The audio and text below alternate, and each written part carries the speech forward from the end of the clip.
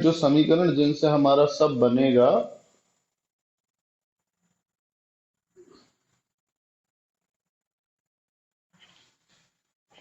वो है 3VC equals to RTC upon PC plus B.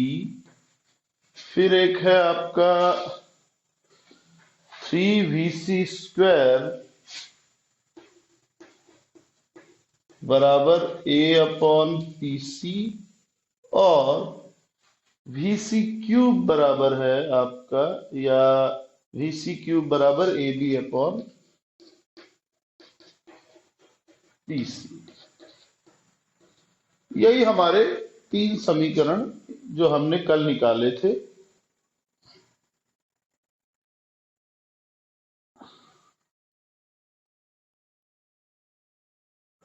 इनकी सहायता से अब हम क्या करेंगे, बाकी समीकरण की व्युत्पत्ति। तो आज मैं इनको समीकरण 1, 2 और 3 नाम दे रहा हूं।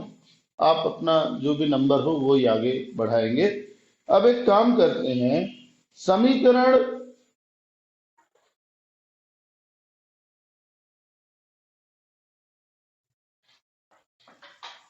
हम्म 3 में 2 का भाग दे देते हैं।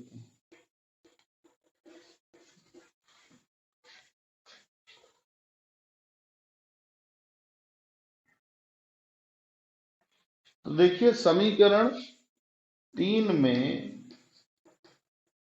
समीकरण 2 का भाग दे देने पर, इसलिए भाग दे देते हैं क्योंकि यहां पर पीसी और वीसी है, पीसी नहीं है तो चलेगा। तो VC³ बटा हो जाएगा 3VC² बराबर AB बटा PC। भाग का मतलब गुणा में इसको पलट के लिख सकते हैं, PC बटा A। ठीक है ना। तो ऐसे में आप देखो, VC² और ये क्यूब कट जाएगा, PC और PC कट जाएगा, A और A कट जाएगा, आपको मिलेगा VC बटा 3 बराबर B, या VC बराबर 3B। तो पहला समीकरण आपको मिल गया, VC का मान ये हो गया भाई। ठीक है, कोई दिक्कत नहीं। अब इस मान को, VC के मान को हम समीकरण 2 में रख देते हैं। समीकरण 2 में VC का मान रखने पर क्या मिल जाएगा भाई, VC मैं 3 से मल्टीप्लाई करना भूल गया था, बराबर AB बटा PC। ठीक है, तो अब ये हो जाएगा 3 गुणा 9B² बराबर AB बटा PC। 9 27B² बराबर AB बटा PC को इधर ले लो और 27B को नीचे, तो AB बटा 27B² B² और B कट जाएगा, बचेगा PC बराबर A बटा 27B। ये करेक्ट है आपका। तो हमने VC निकाल लिया, हमने PC निकाल लिया। इन दोनों मान को रखेंगे समीकरण 1 में।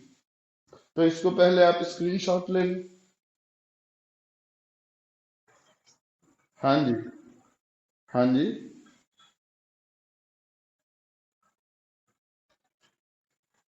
अच्छा, मैंने ए भी रख लिया है क्या? ठीक ठीक, मैं यहां से एक्चुअल में कंफ्यूज कर रहा हूँ। ठीक है, एक मिटा दो ना, क्या दिक्कत है। तो यहां आपका B² आ जाएगा। ठीक है, ए भी नहीं रखें। ठीक है, ये अच्छा याद दिलाया। ठीक, तो ये हो गया आपका PC is equal to A upon 27B²। अब हम PC का मान और VC का मान कहां रखेंगे, समीकरण 1 में।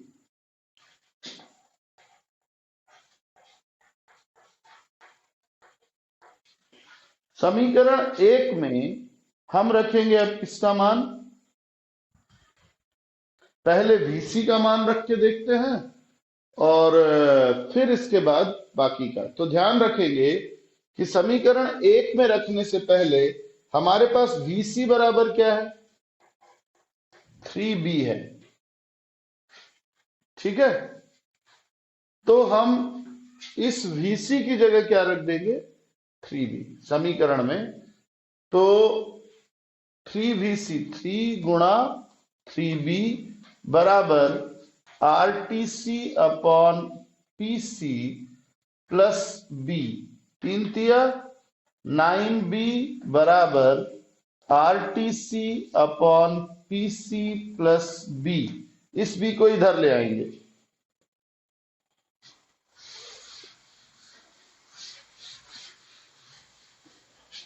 तो हो जाएगा 9B माइनस B बराबर RTC बटा PC। ये घट के क्या हो जाएगा, 8B बराबर RTC बटा PC। अब हम PC का मान रख सकते हैं इस समीकरण में। अब हम आसानी से PC का मान रखेंगे, ठीक है ना। तो जब PC का मान रख देंगे तो A अपॉन 27B स्क्वायर मान रख देते हैं भाई। तो PC इसको आप इधर ले लो, तो आपके पास आ जाएगा RTC बराबर 8B गुणा PC। PC का मान रखते हैं, PC बराबर क्या है हमारे पास, A अपॉन 27B स्क्वायर रखने पर RTC equals to 8B into A upon 27B square. तो क्या हो जाएगा भाई, ये कैंसिल, ये कैंसिल, आपके पास आ जाएगा RTC बराबर 8A अपॉन 27B। R को इधर ले जाओ तो TC बराबर आ गया 8A अपॉन 27 RB। समीकरण नंबर 6, ठीक है। तो इस तरीके से आपने PC, VC और TC तीनों के मान निकाल लिए। अब जब आप तीनों के मान निकाल लिए तो तीनों के मान किस आधार पे निकले हैं, A और B के आधार पे। आप देखो तीनों के समीकरण में A और B है, A या B है, ठीक है ना। यानी इसमें कोई भी PC, TC, VC नहीं है। VC के समीकरण में सिर्फ VC है बराबर A B के रिस्पेक्ट में। अब हम A और B का मान निकालेंगे PC, TC, VC के आधार पर। तो क्रांतिक नियतांकों यानी A और B की गणना, इसका स्क्रीनशॉट ले लीजिए।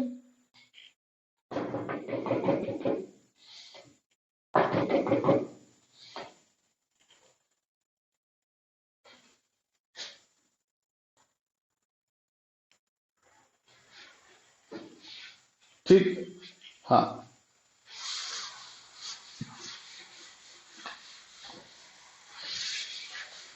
तो क्रांतिक स्थिरांकों के मान निकल गए। अगला निकालना है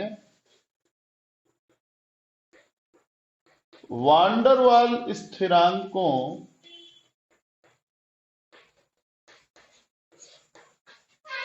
A व B की गणना।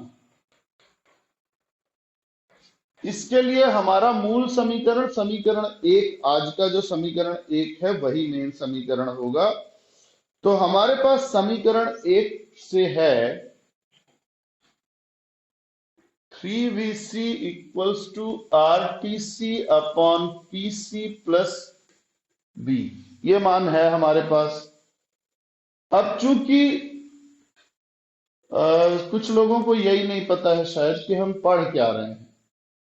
अगर बुक हो तो थोड़ा सा जहमत उठाइए पन्ना पलटाने की। हम भौतिक रसायन का गैसीय अवस्था पढ़ रहे हैं, पहला चैप्टर है ना। पेपर 3 आपका पहला गणितीय है, गणितीय को छोड़ के यूनिट 2 का पहला चैप्टर गैसीय अवस्था पढ़ रहे हैं, ठीक है। तो थोड़ा सा मेहनत करें, स्पून फीडिंग की आदत ठीक नहीं। तो ये हमारा समीकरण है। अब हम जानते हैं, हमने अभी अभी निकाला है कि VC बराबर 3B होता है। इसलिए B बराबर हम VC बटा क्या लिख सकते हैं, 3। समीकरण 1 में मान रखते हैं।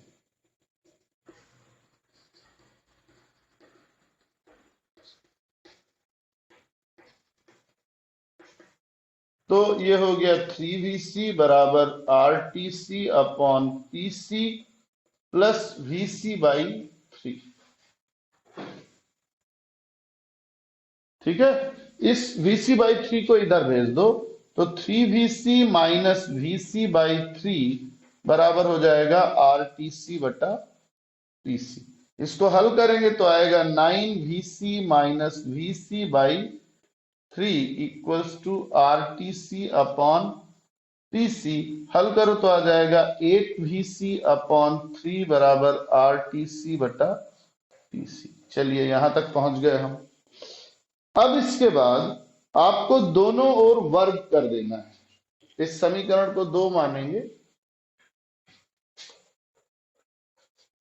समीकरण 2 का वर्ग करने पर, वर्ग करेंगे तो 8 का 8 अट्ठे 64 है ना, तो 64 VC का स्क्वायर हो जाएगा और 3 तिया 9 हो जाएगा। R का हो जाएगा R square PC square upon PC square, ये हो जाएगा। जब वर्ग हो गया तो अब हम क्या करेंगे, पक्षांतरित करेंगे और VC स्क्वायर का मान रख देंगे। तो पहले तो पक्षांतर करो, तो VC स्क्वायर यहीं रहने दो, 9 और 64 9 ऊपर चला जाएगा, 9 R square TC square upon PC square, यहां 64 आ जाएगा। अब इस समीकरण में हमको VC स्क्वायर का मान रखना है समीकरण से। तो यहां पहले मैं आपको बता दूं कि फिर से हम जानते हैं 3VC स्क्वायर बराबर A अपॉन PC होता है, इसलिए VC स्क्वायर बराबर लिखा जा सकता है A upon 3PC VC square. ठीक है, तो VC स्क्वायर में ये वाला मान रखेंगे, ऐसा कुछ नहीं रख देंगे। तो VC स्क्वायर का मान रख देते हैं समीकरण 3 में मान रखने पर। आप VC स्क्वायर की जगह क्या रख रहे हैं, A upon 3PC equals to है आपका 9 upon 64 R square TC square upon PC square. तो PC और PC का स्क्वायर कट जाएगा, 3 ऊपर जाएगा, तो A बराबर आ गया 9 तिया 27 बटा 64 R square TC square upon PC।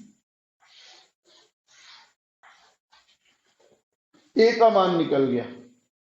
ठीक है, समीकरण A का मान निकल गया। अब हम किसका मान निकालेंगे, B का मान निकालेंगे। इसी में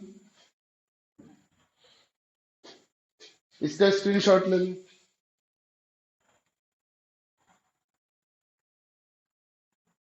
ठीक है,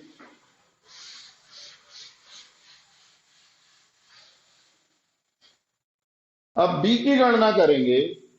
तो B की गणना करने के लिए VC बराबर 3B लेने पर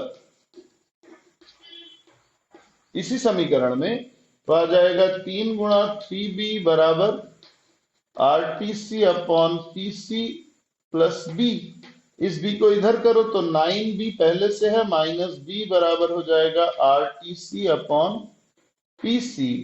यहां हो जाएगा 8B equals to RTC upon PC। B को इधर 8 को इधर भेज दो तो B बराबर आ जाएगा RTC अपॉन PC, यहां 8। B की गणना भी हो गई। ठीक है, अब B की गणना हो गई तो चलो R की गणना भी कर ले, हम किसी को क्यों छोड़ना। तो चलिए R की गणना करते हैं।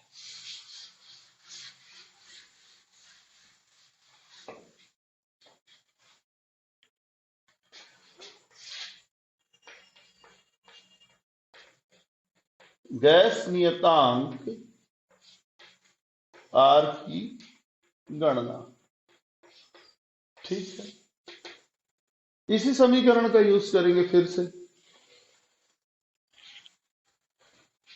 3VC बराबर होता है RTC upon PC plus B, किंतु अभी अभी हमने पता लगाया है कि B बराबर होता है RTC बटा 8PC। B बराबर होता है RTC बटा 8PC, तो मान रख देते। मान रखने पर आपको मिलेगा 3VC बराबर RTC बटा PC प्लस RTC बटा 8PC। ठीक है, इसको जब आप हल करेंगे तो RTC बटा PC कॉमन ले लीजिए, तो क्या आ जाएगा आपके पास 1 प्लस 1/8। तो 3VC बराबर, मैं यहां RTC बटा PC कॉमन ले लेता हूं, तो ब्रैकेट में बच जाएगा यहां 1 धन 1 बटा 8। इसको हल करेंगे तो 1 धन 1 बटा 8 को हल करेंगे, लघुत्तम 8 आएगा, यहाँ 1 है, ये 8 धन 1 9 बटा 8 आ जाएगा। तो 3VC बराबर आ गया 9/8 RTC अपॉन PC। 9 को तो कटा सकते हैं, 3 तिया 9। VC बराबर आ गया 3 बटा 8 RTC बटा PC। एक काम करो, ये पूरा इधर ले आओ। जब आप पूरा इधर ले आएंगे तो आपको मिलेगा PC VC बटा TC बराबर, R को यहीं रहने देते हैं, 3R/8। इसको भी इधर भेज दो, तो R बराबर हो गया 8/3 PC VC बटा TC। इसको कई बार हल भी किया जाता है। आप अगर इस समीकरण का हल कर दें, RTC PC और उसका अनुपात ले लें, तो देखिए क्या आएगा। पूरा पक्षांतर करके इसको इधर कीजिए। हम समीकरण का इस्तेमाल कर रहे हैं, इसका समीकरण मान लीजिए, इसको एक ही मान लेते हैं। समीकरण 1 से क्या मिल जाएगा, और हमको पक्षांतर करेंगे तो मिलेगा आपको RTC बटा PC VC बराबर 8/3। हल करेंगे तो आएगा 2.66। कई बार आपको बोलता है सिद्ध कीजिए, तो अगर 2 नंबर में सिद्ध कीजिए बोले तो यहां से शुरू करना, 3 नंबर में सिद्ध कीजिए बोले तो फिर आपको सबके मेन समीकरण लिखने पड़ेंगे। VC का, PC का, PC का, A का, B का मेन समीकरण लिख दीजिए। समीकरण की व्युत्पत्ति न लिख के फिर ये हल कीजिए। और कभी कभी सीधा सीधा आपको देता है, इन सब के मान की गणना कीजिए। तो ये आपका हो गया समीकरण की व्युत्पत्ति जो बड़ा था। इसको देख लीजिए एक बार अच्छी तरह।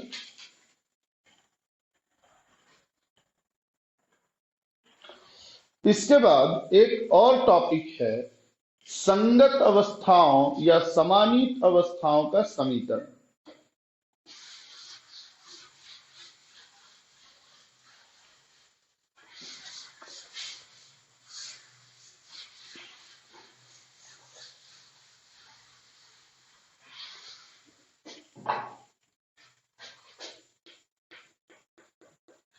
संगत या समानीत अवस्थाओं का समीकरण।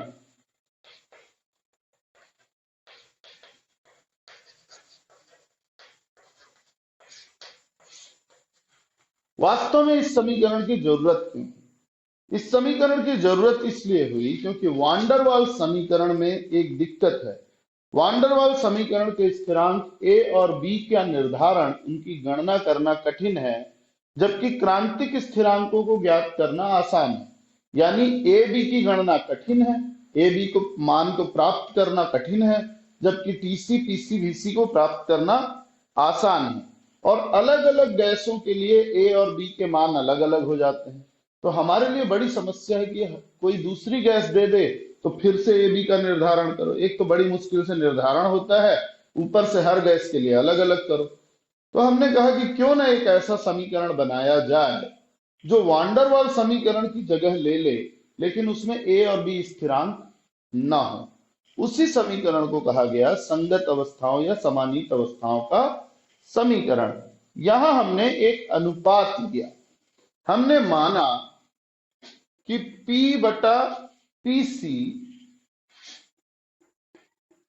बराबर पाई मान लेते हैं, दिया गया दाब बटा क्रांतिक दाब। T बटा TC को हम मान लेते हैं थीटा, और V बटा VC को मान लेते हैं फाई, और इसको रखते हैं किसमें? वान डेर वाल के समीकरण में। कैसे रखेंगे? तो हम जानते हैं वान डेर वाल समीकरण क्या है, देखेंगे जरा। वान डेर वाल समीकरण हमारा है P plus a upon v square V minus B बराबर आर टी। अब हम क्या करेंगे? P में PC बटा PC का गुणा कर देंगे, V में VC बटा VC का गुणा कर देंगे, और T में TC बटा TC का गुणा कर देंगे। तो किसी का भी गुणा, जैसे 2/2 मतलब 1, कोई फर्क नहीं। TC बटा TC मतलब 1, कोई फर्क नहीं। तो इसलिए ये करेंगे हम कि P गुणा हो गया PC बटा PC इसकी जगह पे, plus A upon v square गुणा VC स्क्वायर बटा VC स्क्वायर। फिर ले लो V गुणा VC बटा VC माइनस B बराबर आर टी गुणा TC बटा TC। अब देखो P बटा PC की जगह क्या ले सकते हैं? पाई। तो यहां PC ऊपर बच गया, तो ये हो गया हमारा PC गुणा पाई, प्लस A तो अपनी जगह पे है, V स्क्वायर बटा VC स्क्वायर यानी फाई स्क्वायर गुणा VC स्क्वायर हो गया। यहां पे भी V बटा VC यानी फाई ले लेंगे गुणा VC माइनस B बराबर आर टी बटा TC यानी थीटा गुणा TC। ये हो गया हमारा समीकरण 1 मान लेते हैं। अब हम सबको पता है कि TC, VC और TC का मान क्या है। हम जानते हैं कि VC बराबर होता है 3B, PC बराबर होता है A बटा, कितना दिया हुआ है मैं भूल जाता हूं, ठीक है ना, A बटा 27B स्क्वायर, और TC बराबर होता है 8 बटा 27, ठीक, 8A अपॉन 27RB। ये मान हमने निकाले हुए हैं। इन मानों को समीकरण में रख देते हैं। तो इससे हमको क्या मिलेगा? यहां मान रखता हूं। PC का मान रखेंगे A बटा 27B स्क्वायर गुणा पाई, प्लस A बटा phi square VC square 3B का स्क्वायर, 3B का स्क्वायर यानी 9B स्क्वायर गुणा फाई। फाई अपनी जगह, VC की जगह 3B गुणा फाई माइनस B, यहां बराबर आर थीटा TC की जगह 8A अपॉन 27RB। आर और आर तो कट गया। अब यहां एक दिक्कत है कि यहां 9 भी है, यहां 27 है। अगर मैं इसमें 3/3 का गुणा कर दूं तो कुछ गलत है? नहीं है। 3/3 का गुणा कर दिया तो क्या बन गया? ये बन गया हमारा A अपॉन 27B स्क्वायर गुणा pi, plus A upon 27B square गुणा फाई, यहां हमारे पास है 3b minus B, 3b minus B बराबर r तो कट गया, अब हमारे पास है 8 थीटा गुणा a अपॉन 27 b, ये बचा है। इसमें से कॉमन ले लो a upon 27 b square, a upon 27 b square common हो गया तो बचा यहां क्या, केवल पाई प्लस a अपॉन 27 निकल गया 1 अपॉन 5, यहां से b कॉमन निकाल लो तो गुणा b कॉमन निकल गया, यहां बच गया 3 माइनस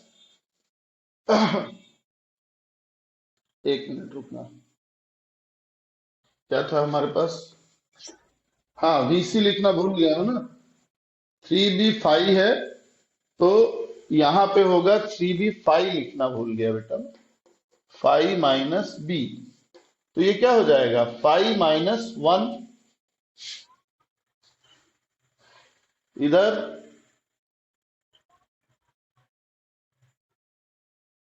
हाँ इसमें 3 का गुणा किए ना तो 3 बचेगा, ठीक है 3 5 स्क्वायर बचेगा, क्योंकि यहाँ 5 स्क्वायर है हमारा, VC square VC 5 square square, चलो ठीक है, ध्यान दे रहे हो तुम लोग भी, मेरे लिए भी अच्छा है। तो ये हो गया, और यहां पे हमारे पास है 8 थीटा गुणा a अपॉन 27 b, देखो b का स्क्वायर और ये b कट जाएगा, a बटा 27 b, a बटा 27 b कट गया, बचा क्या आपके पास, pi plus 3 upon 5 square, 5 minus 1 is equal to 8 theta. इस पूरे समीकरण में कहीं पे भी ए बी नहीं है, आप पाई की जगह पी अपॉन पीसी लिख दो कोई दिक्कत नहीं, पाई की जगह वी अपॉन वीसी लिख दो कोई दिक्कत नहीं, लेकिन ए और बी जो स्थिरांक थे वो कट गए, तो इस समीकरण का इस्तेमाल सभी गैसों के लिए समान रूप से किया जा सकता है, इसलिए ये समीकरण संगत अवस्थाओं का समीकरण कहलाता है।